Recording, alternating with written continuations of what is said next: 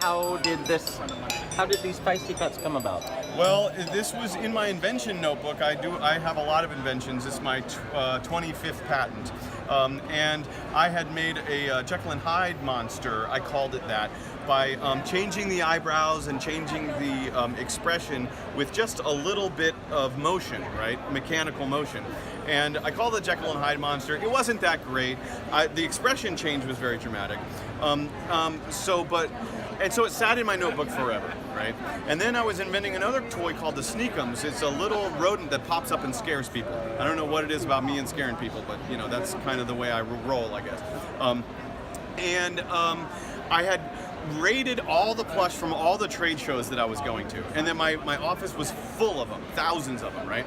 And I was going through my notebook and I looked up and all these plush are staring back at me saying, no, it's not a monster, it's me. And I was like, oh my gosh, this is a freaking plush line.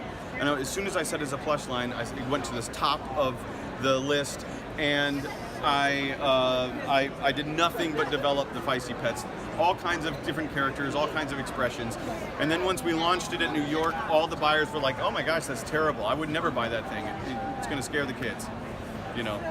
Cool. So, But then we posted the first video. It got 8 million views in 2 weeks, and the entire world all at once said, I want Feisty Pets. And then all of a sudden we went from 1 container to 15 containers just in 2 weeks. It's been a real roller coaster ride, but it was weird because the industry just didn't get it. The sales were tepid, the response was weird, you know.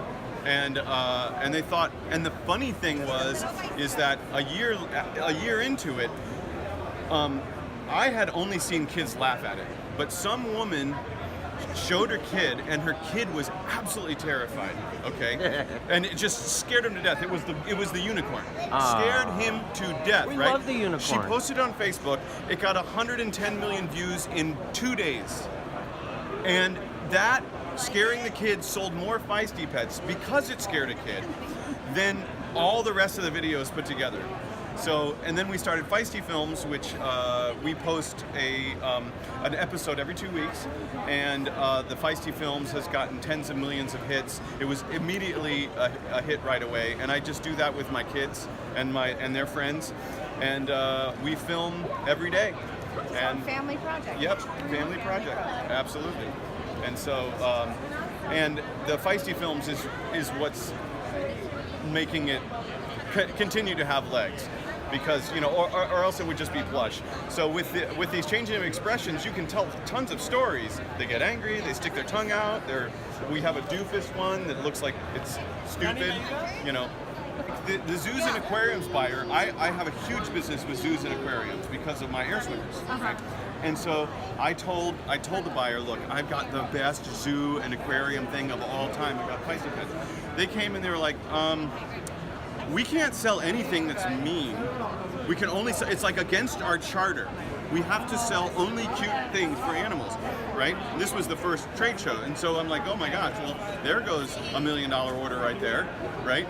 And so once the videos went viral, she calls me up, why didn't I see you at Toy Fair?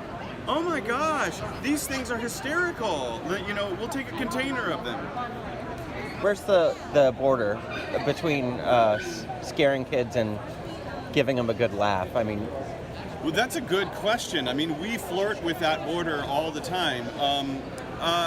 The good thing about plush is I don't think it naturally scares kids because they know it's a plush. They're used to it, so they think it's funny. But some kids do get terrified, and you know, the parents who have the kids and they were scared by it, they're cool with it, you know.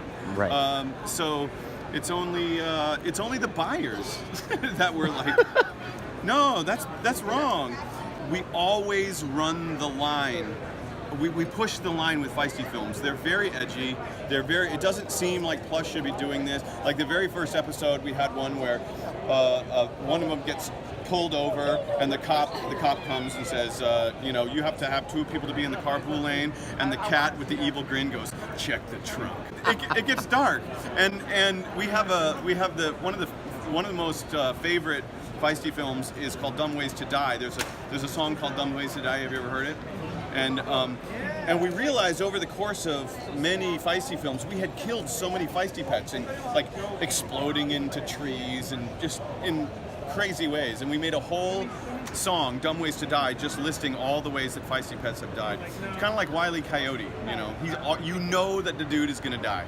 And but I guess since it's like cartoon or plush violence, you know, like when Miss Piggy hits Kermit the Frog and he goes flying, you know, why is that funny? Even though like that's like hitting, it's because it's stuffed animals. But you'd be surprised how many people are like, just technically they're like, that's wrong, but then they like buy one anyway, right? Because I guess it's okay. It gives them pause, but we No pun intended. Right? Yeah. Okay.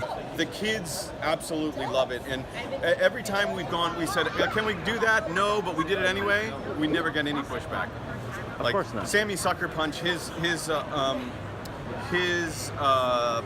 like tagline is "I like sniffing butts." Yeah, and so the last episode we did a whole huge elaborate musical number called "Another Dog Sniffs a Butt." You know, another dog sniffs a butt. You know, and it's totally inappropriate. You know, it's absolutely inappropriate. There's lots of butt sniffing. There's lots of poo licking, but you know that's what dogs do, right?